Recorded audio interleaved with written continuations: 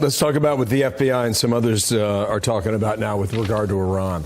Here's the joint statement that went out. It said Iranian malicious cyber actors sent unsolicited emails to individuals then associated with President Biden's campaign that contained an excerpt taken from stolen non-public material from former President Trump's campaign as text in the emails. I mean, shades of 2016 and John Podesta and the fishing expedition for the passwords there. The Harris team is saying we're not aware of it and we condemn it even if it happened. What do you know about this?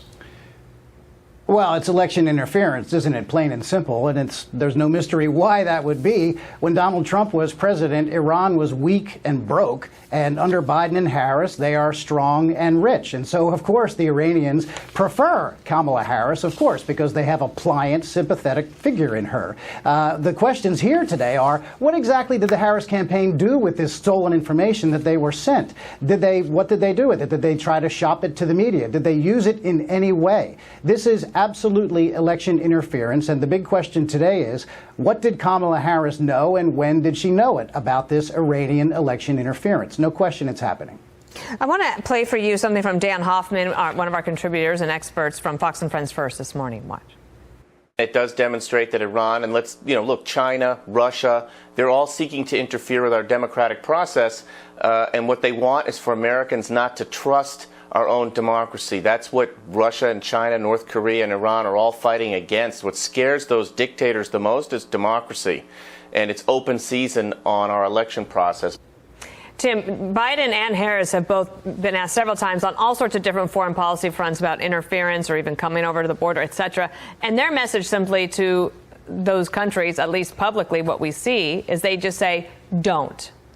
What would President Trump say to them?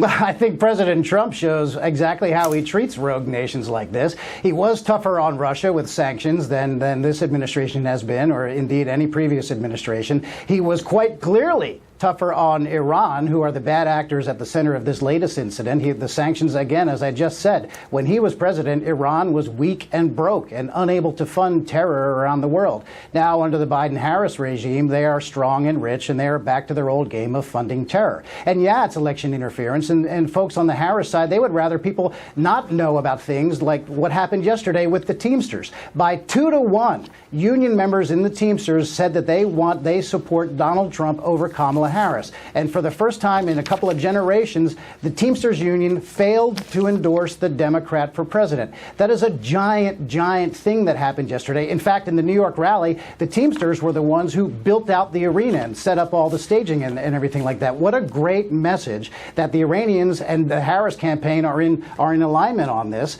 They don't want Americans to know that working people support Donald Trump because he will get the economy going again and fix what Kamala Harris has wrecked. Tim, thanks for coming on today. We're going to get that union matter in a few moments here. 1996, by the way, was the last time.